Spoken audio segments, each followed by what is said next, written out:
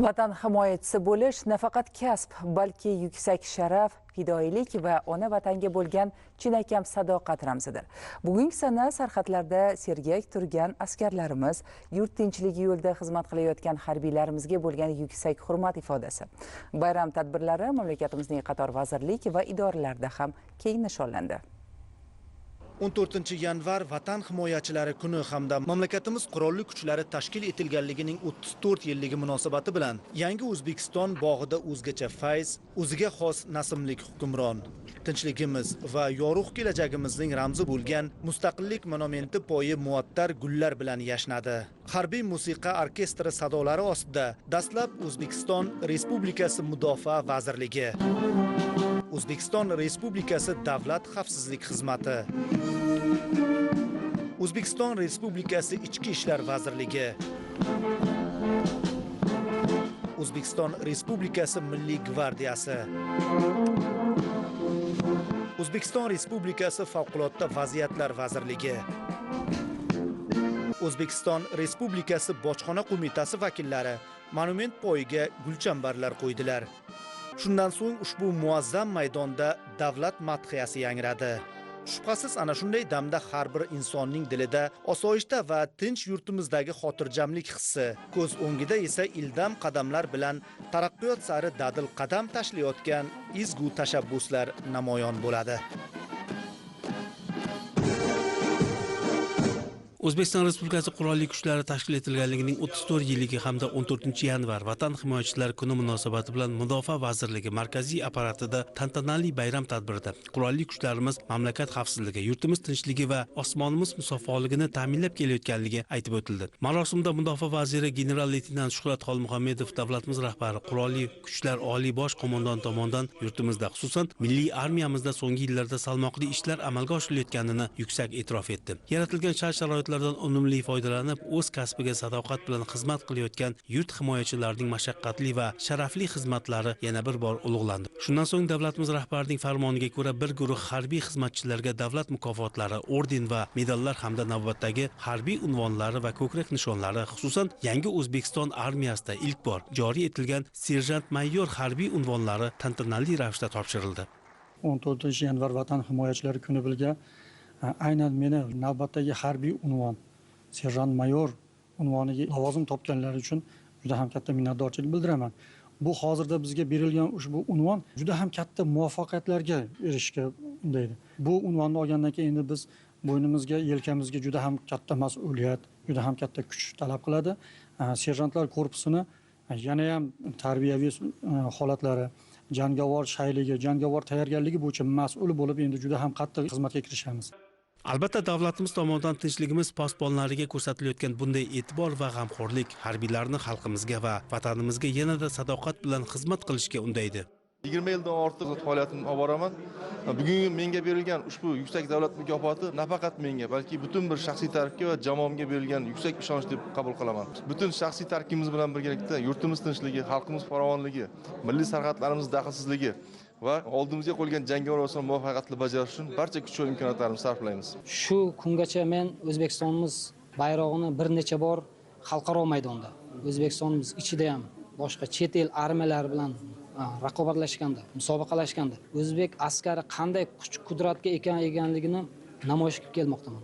Shaxsan 2021-yil Rossiya Federatsiyasida bo'lgan musobaqada otliq marafon, 2022-yilda Mongoliyada o'tkazilgan musobaqada va shaxsan 2025-yil Amerika Qo'shma Shtatlarining Missisipi shtatida Camp Shelby harbiy o'quv bazasida o'tkazilgan eng ilg'or jangchi musobaqasida, ya'ni bu maxsus bo'linmalar va milliy gvardiyalar o'rtasida musobaqasida 20 dan ortiq jamoalar orasida O'zbekistonimiz bayrog'ini yana bir bor baland ko'tarishga muvaffaq bo'ldim. Muhtaram prezidentimiz mana shu jasorat medali bilan bizni taqdirlagan ekan. Mingdan ming rahmat aytaman. Davlat xavfsizlik xizmati markaziy apparatida O'zbekiston Respublikasi Qurolli kuchlari tashkil etilganining 34 yilligi hamda Vatan himoyachilari kuniga bag'ishlangan milliy armiya ona yurt qalqoni, tinchligimiz posboni shiori ostida tantanali tadbir bo'lib o'tdi. Bu yuksak ishonch prezidentimiz tomonidan bizlarga berilgan Tadbirda xizmat o'tash davrida yuksak natijalarga erishgan bir guruh xodimlarga davlatimizning oliy mukofotlari hisoblangan Mardlik ordeni hamda Jasorat, Shuhrat, Sodiq xizmatlari uchun medallari, shuningdek, xizmatning ichki idoraviy, Davlat xavfsizlik xizmati a'lochisi, Davlat xavfsizlik xizmati faxriysi kabi ko'krak nishonlari hamda qimmatbaho sovg'alar topshirildi. O'zbekiston Respublikasiga sadoqat bilan xizmat qilaman. Mening kamtorona xizmatlarimni yuqori baholab, Mardlik ordeni bilan taqdirlanganim uchun samimiy minnatdorchilik bildiraman. Bugun menga bildirilgan yuksak ishonch va e'tirofga munosib bo'lgan holda, vatanim xavfsizligi, yurtim tinchligi, sarhadlarimiz daxlsizligi yo'lida bor kuch g'ayratimni safarbar etishga, kerak bo'lsa bu yo'lda jon fido qilishga tayyorman. Muhtaram prezidentimiz, biz harbiy xizmatchilarga ko'rsatayotgan yuqori e'tiborlari uchun o'z rahmatimni aytaman. Men bundan keyingi xizmat faoliyatimda vatanim tinchligi va osoyishtaligi uchun bor bilim va salohiyatim bilan xizmat qilaman. O'zbekiston Respublikasiga sadoqat bilan xizmat qilaman. Tadbirda so'zga chiqqanlar mamlakatimizda olib borilayotgan keng ko'lamli islohotlar doirasida davlatimiz xavfsizligi va barqarorligi, konstitutsion tuzumi, sarhadlarimiz daxlsizligini ta'minlashga qaratilgan chora-tadbirlar samarasi hamda harbiy xizmatchilarga ko'rsatilayotgan e'tibor uchun minnatdorlik bildirishdi. O'zbekiston qurolli kuchlari tashkil etilganligining 34 yilligi hamda 14-yanvar Vatan himoyachilari kuni munosabati bilan Ichki ishlar vazirligida tantanali bayram tadbiri bo'lib o'tdi. Yurt tinchligining muhim asosi bo'lgan ichki ishlar organlarida amalga oshirilayotgan keng ko'lamli islohotlar, xodimlarni ijtimoiy qo'llab-quvvatlash va xizmat sharoitlarini yanada yaxshilash borasida olib borilayotgan ishlar haqida to'xtalib o'tildi. Tadbir davomida xodimlarning xizmati yuksak e'tirof etilib, Vatan himoyachilari kuni munosabati bilan davlatimiz rahbarining farmoni asosida 7 nafar ichki ishlar organlari xodimlari davlat mukofotlariga, shuningdek, ichki ishlar vaziri buyrug'i bilan xizmat faoliyatida yuqori natijalarga erishgan aholi hamda safdoshlari tomonidan alohida e'tirof etilgan 631 nafar xodimlar turli idoraviy mukofotlarga sazovor bo'ldilar. O'zbekiston Respublikasiga sadoqat bilan xizmat qilaman. Shuhrat medali bilan taqdirlandim. Ushbu menga berilgan medal faqat o'zimning yutug'im emas, balki Samarqand viloyati Ichki ishlar boshqarmasi, Pastdarg'om tuman Ichki ishlar bo'limi hamda o'zimni oilamni yutug'i deb bilaman va vatanimga sadoqat bilan xizmat qilaman. Munosib o'z xizmat vazifalarini sidqidildan bajarib kelayotgan xodimlarga navbatdagi maxsus unvonlar ham tantanali ravishda topshirildi. Shu bilan birga tadbir davomida uzoq yillardan beri ichki ishlar organlarida samarali xizmat qilib, yosh avlodga o'zining boy tajribasi va bilimlarini ulashib kelayotgan 3 nafar xodim tantanali ravishda iste'foga kuzatildi. Favqulodda vaziyatlar vazirligining markaziy apparatida ham Vatan himoyachilari kuni munosabati bilan tadbir tashkil etildi. Ta'kidlanganidek, prezidentimizning e'tibori tufayli ushbu sohada ham jadal islohotlar olib borilib, rivojlanishning yangi bosqichiga ko'tarilyapti. Davlatimiz rahbarining Favqulodda vaziyatlar vazirligini transformatsiya qilish, moddiy texnik bazasini yangilash, raqamlashtirish hamda kadrlar salohiyatini oshirishga qaratilgan farmon va qarorlarining natijasi o'laroq yurtimizda favqulodda holatlar keskin kamaymoqda. Tadbir davomida prezidentimiz 13-yanvardagi farmoni bilan taqdirlangan Favqulodda vaziyatlar vazirligi xodimlariga davlat mukofotlari va ko'krak nishonlar topshirildi. O'zbekiston Respublikasiga sadoqat bilan xizmat qilaman. Bu menga albatta kelgusidagi ishlarimga kuch, g'ayrat, shijoat bag'ishlaydi va men mana shu davlat mukofoti bilan kelgusidagi kuchim, bilimim bilan yanada kuchliroq xizmat qilishga va'da beraman. Shuningdek, bayramda Favqulodda vaziyatlar vazirligi tizimida faolligi bilan namuna ko'rsatib kelayotgan xodimlardan bir guruhiga harbiy unvonlar topshirish marosimi ham bo'lib o'tdi. Tadbirda Milliy gvardiya qo'mondoni barcha tizim faxriylari, gvardiyachilarni va xizmat vaqtida mardlik ko'rsatib halok bo'lgan gvardiyachilarning yaqinlarini O'zbekiston Respublikasi qurolli kuchlari tashkil etilganligining 34 yilligi hamda 14-yanvar Vatan himoyachilari kuni bilan samimiy muborakbod etdi. Tadbir davomida prezidentimiz farmoni bilan mukofotlangan 8 nafar gvardiyachilarga do'stlik va mardlik ordenlari, jasorat, sodiq xizmatlari uchun va shuhrat medallari tantanali ravishda topshirildi. Men mardlik ordeni bilan taqdirlandim. Bu men uchun juda ham sharaf va faxr.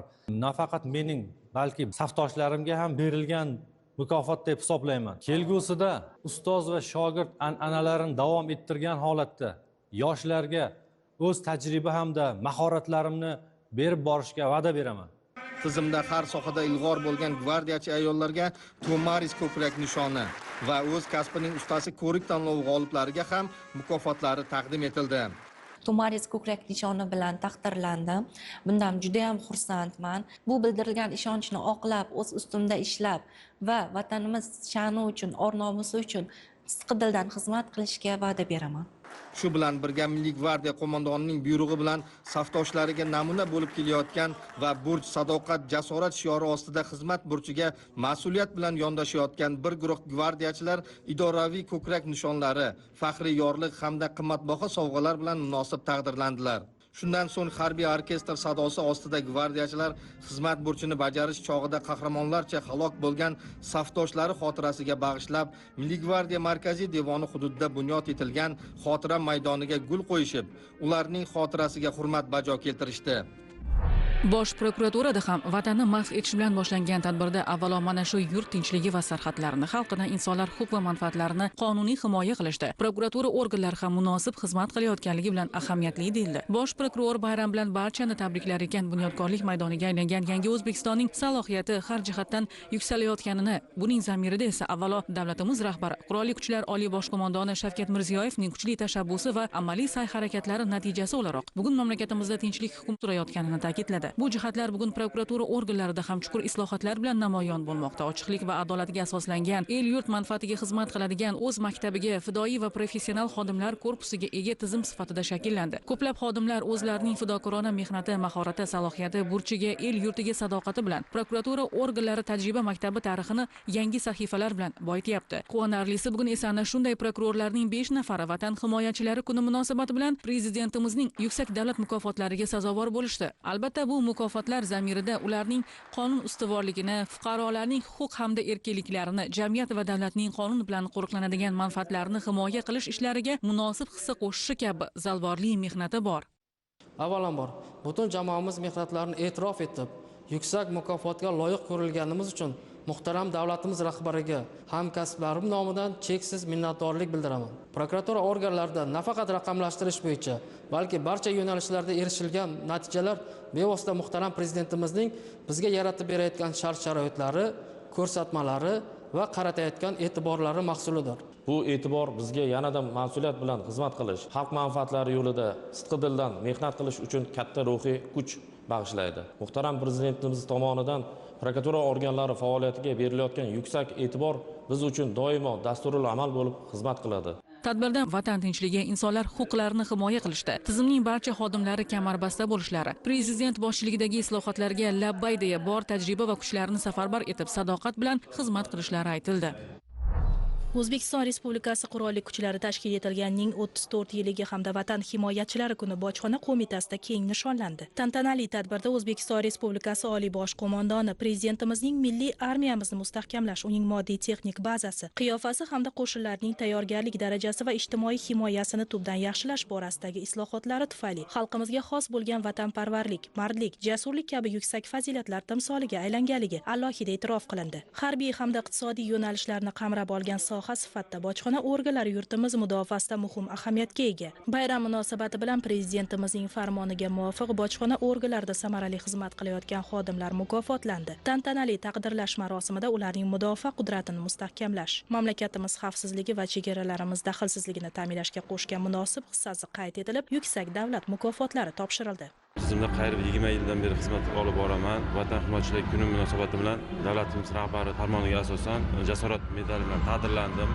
Bu yutuq nafaqat xizmatimda olib borayotgan natijalar, iqtisodiy xavfsizlikni ta'minlash yo'lida xizmat olib borayotgan barcha hamkasblarning yutug'i deb hisoblayman. Prezidentimiz tabrikladilar. Ular bizga qilgan mehnatimizga e'tirof bildirib, vazifalar belgilab berdilar. Kelajakda yanada mas'uliyatli, fidoyi va vatan uchun belgilangan burchimizni sidqidildan bajarish uchun bor kuchimizni sarflaymiz.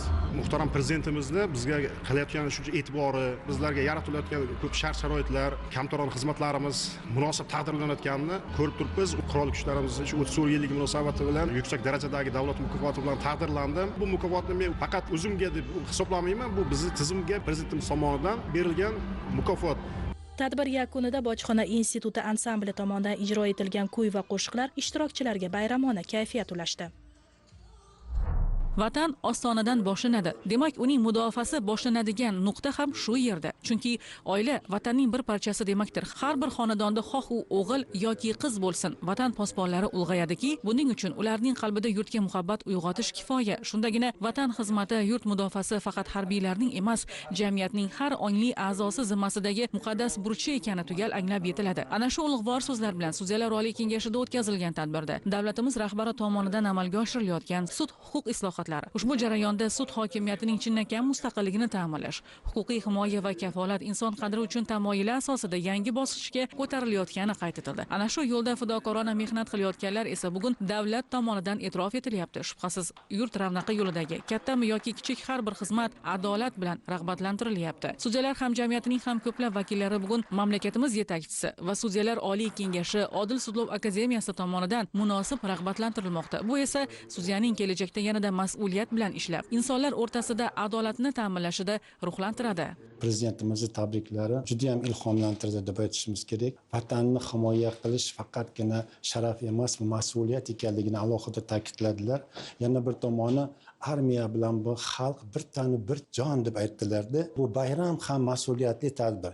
Nimaga deganda xalq ham birga bo'lish kerak. Harbiylarimiz vatanimizni xavflardan saqlanadigan bo'lsa, bizning sudyalarimiz adolatli hukmlar chiqarish orqali xalqimizga tinchlikni, osoyishtalikni ta'minlashga xizmat qiladi. Mana shuning uchun ham biz Odil sudlov akademiyasida o'qiyotgan tinglovchilarimizni ertaga munosib bir yuqori saviyadagi sudyalar bo'lishlari uchun harakat qilyapmiz.